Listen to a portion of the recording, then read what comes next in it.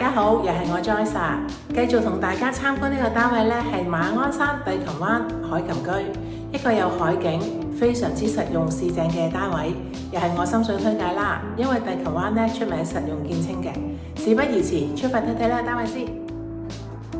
今日同大家一齊參觀呢個單位呢，就係馬鞍山帝琴灣嘅海琴居。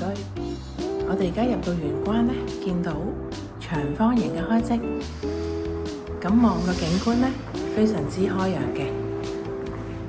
我哋而家客廳咁望出去，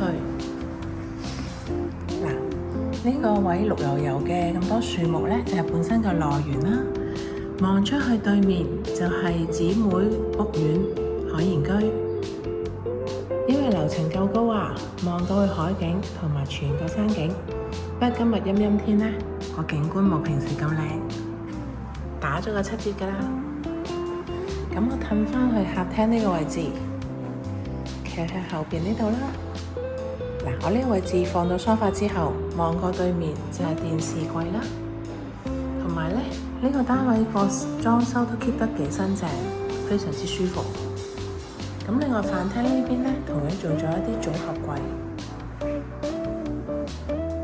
空間感亦都非常之夠。入去睡房區，首先第一個浴室貼住原裝間隔，但亦都相當企理。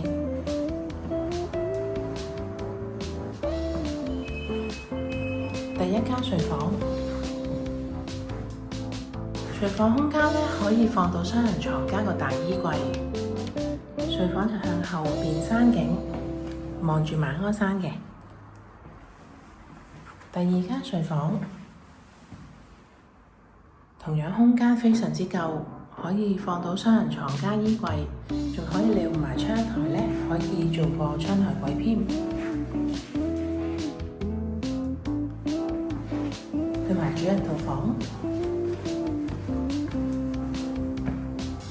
呢個單位有個特色嘅，就係主人套房呢，仲有個自己個衣帽間。女士至愛，咁如果衣帽間利用到放到足夠嘅空間呢，放到足夠，睇埋個主人套房。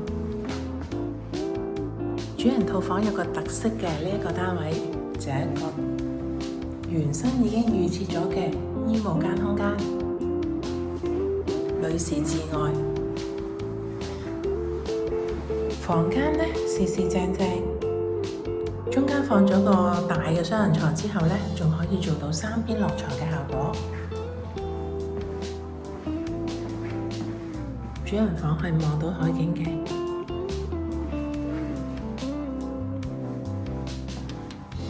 主人房浴室，我哋而家睇睇，